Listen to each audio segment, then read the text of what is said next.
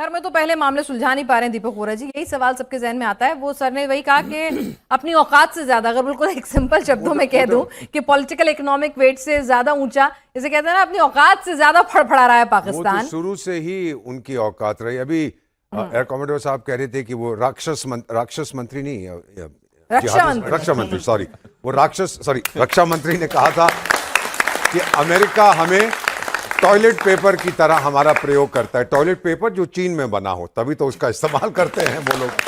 अब मैं आपको बताता हूं बेटा कि ये शुरू से नियत रही है जिहादिस्तान की। एक वहां पे होता था अजूबा खान नहीं सर, क्या नाम था उसका? हाँ, थैंक यू वेरी मच। तो वो जो अजूब खान था, वो गया अमेरिका 50s में जब आर्मी चीफ था। तो उसने बोला, देखो जी, मेरी फौज आपकी फौज, आप अपने लोगों को क्यों मारते हो? हमारे पास तो बहुत सारे लोग हैं, मरने को तैयार हैं, बस पैसे दे दो और अग्रीमेंट करो। तो 1-2 अग्रीमेंट कर लिए, वो उनका चमचा बन गया। फिर जब उसको ठोका दूसरों ने, तो उसने अमेरिका से कहा, यार तेरे को कहीं मैं मिला हुआ हूं ना अमेरिका, मैं तेरे को अब बताता हूं तू कौन है। बेसिकली उसको मार खाने की आदत पड़ गई है, झूठ बोलने की आदत पड़ गई है। बेटा, ये जो मैं यहां पहनता हूं अशोका एम्बलम, इसके नीचे लिखा है सत्यम एव जयते, और उनका नारा है हमेशा झूठ का बोलबाला। आरजू, मैं अब आपसे समझना चाहूंगी, सभी लोग कह रहे हैं कि भाई ये हरकतें मत करो, ईरान अगर अपनी पे आ गया तो अफगानिस्तान नहीं है, बहुत मारेगा। जब अमेरिका के बेसिस को उसने नहीं छोड़ा है, जब गल्फ कंट्रीज को उसने नहीं छोड़ा है, तो फिर सोचो पाकिस्तान क्या हश्र करेगा, बॉर्डर लगता भी है। तो ऐसे में आपको लगता है क्या वाकई में अमेरिका के दबाव में फील्ड मार्शल मुनीर ये हिमाकत, ये बेवकूफ़ी कर सकते हैं कि वो डबल क्रॉस करें ईरान को?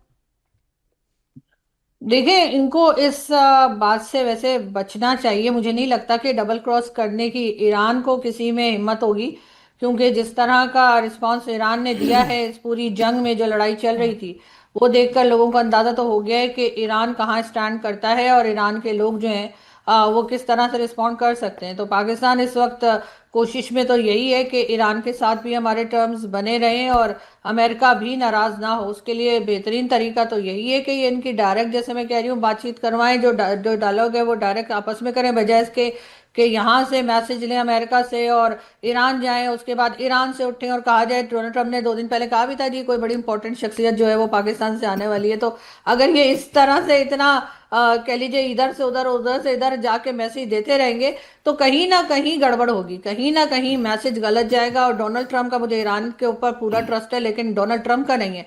वो कल को उठ के कुछ भी चलिए, तो डोनाल्ड ट्रंप पे ट्रस्ट नहीं है बिल्कुल भी, और पाकिस्तान पर यूएस इंटेलिजेंस एजेंसी को ट्रस्ट नहीं है। इस ट्रस्ट डेफिसिट में जंग कहां से रुकेगी, हॉर्मुज कहां से खुलेगा? प्रोफेसर मेहताब, देखिए, जंग मेरे हिसाब से तो रुक चुका है। अगर अच्छा। आप मेरी अपनी क्योंकि ट्रंप को अगर आप देखें तो ट्रंप बीच में युद्ध छोड़कर क्यों जाना चाहते हैं?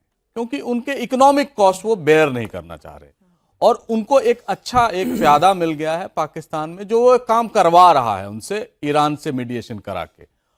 इजराइल इस समय ये जानता है कि उसके लिए ये जंग नहीं रुकी है, ये आगे और बढ़ेगी। लेकिन इजराइल को इतनी छूट अमेरिका दे देगा कि जब भी लगे कि वो हमास और हूती की तरह आगे बढ़ रहे हैं ज्यादा, तो वो ईरानियंस पे अटैक कर दे, और उतनी छूट वो लेके रहेगा। लेकिन इस समय मुझे नहीं लग रहा है ट्रंप साहब वापस उस स्थिति में जाएं जब वो कहें कि हम तबाह बर्बाद कर देंगे, इनका सिविलाइजेशन खत्म कर देंगे। वो स्थिति में अब ट्रंप नहीं है। ट्रंप ये मान गए हैं कि अमेरिकी जनता नहीं चाहती है कि जंग को आगे बढ़ाया जाए, इकोनॉमिक कॉस्ट इसके बहुत ज्यादा है। और वो ट्रंप साहब मुनीर को भी, एक फेल्ड प्रेसिडेंट, एक फेल्ड मार्शल को इसीलिए हायर किया है कि वो ये बात करा सके। लेकिन इस समय जो सबसे बड़ी समस्या अमेरिका और इजराइल के सामने है कि इसको खत्म कराने की शर्तें क्या होंगी। ठीक है, वो शर्तें पर अग्रीमेंट चल रहा है। और मेरी अगर मेरा असेसमेंट माने तो मुझे लग रहा है ये जंग खत्म होने के कगार पर है, हॉर्मुज खुलेगा, लेकिन इसका कॉस्ट जो है, जो इसका इकोनॉमिक, वोरा सर मना कर रहे हैं, नहीं, इसका कॉस्ट जो है वो अमेरिका को भुगतना पड़ेगा कई मामलों में, और ईरान तो भुगतने के लिए तैयार है कि उसके पास कुछ बचा होने के लिए कुछ बचा नहीं हो गया। इतना मार दिया तो थोड़ा और मार दीजिए, लेकिन जाएंगे तो इज्जत से जाएंगे। एक छोटा छोटा रिमार्क कि भाई आपको लगता है प्रोफेसर त्रिपाठी जंग रुक रही है? नहीं, मुझे नहीं लगता है रुकेगी। इसका फॉर्मेट बदल गया है, नेचर बदल गया है। अब ये जो ट्रंप क्या कर रहे हैं ना, अपने बातों से back to the stone age, civilisational death, ये सब रुक गया है। ठीक है, जंग नहीं रुकी, लेकिन ये कहा, उसका जो स्टेटमेंट है थोड़ी सॉफ्ट हो गई है। एग्जैक्टली। अब वो क्या करेंगे, आपने बहुत अच्छा कहा था, हॉर्मुज ओपन क्लोज, अब ये सब चलता रहेगा।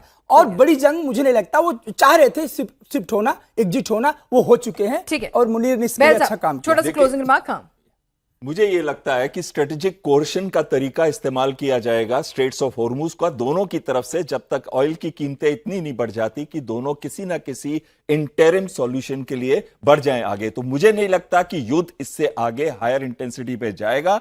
सीज फायर मेंटेन रहेगा, हो सकता है थोड़ा एक्सटेंड करते हैं सीज फायर को, लेकिन कहीं ना कहीं कुछ ना कुछ बीच का रास्ता ढूंढ मिल जाएगा उनको।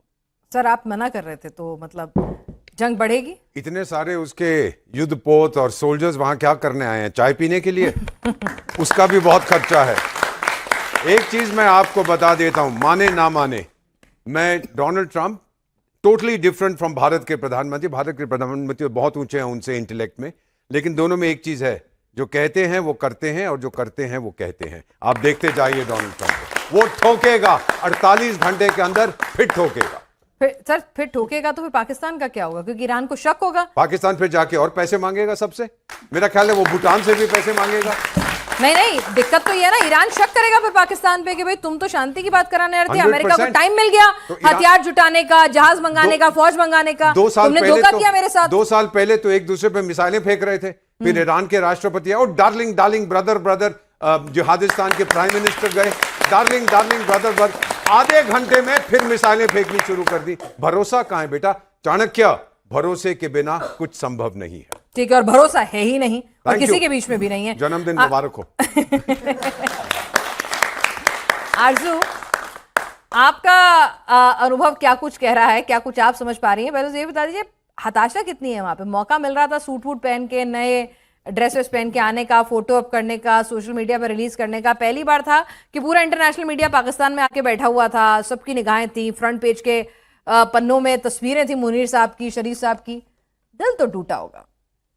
देखिए, हो सकता है दिल टूटा हो। जाहिर है पाकिस्तान चाह रहा था कि बातचीत हो जाए, और डोनाल्ड ट्रंप चाह रहे थे कि बातचीत हो जाए। ऐसा नहीं कि सिर्फ पाकिस्तान चाह रहा था, क्योंकि डोनाल्ड ट्रंप को टाइम चाहिए था, डोनाल्ड ट्रंप डायलॉग करना चाहते थे, इसलिए पाकिस्तान बीच में आया है। तो डोनाल्ड ट्रंप को बेसिकली फेस सेविंग चाहिए थी, और पहली बार नहीं है, हमारे पास एससीओ में भी इंटरनेशनल मीडिया आ चुका है, और आपके यहाँ के लोग भी आए थे, जो हमने बहुत हमें अच्छा लगा था।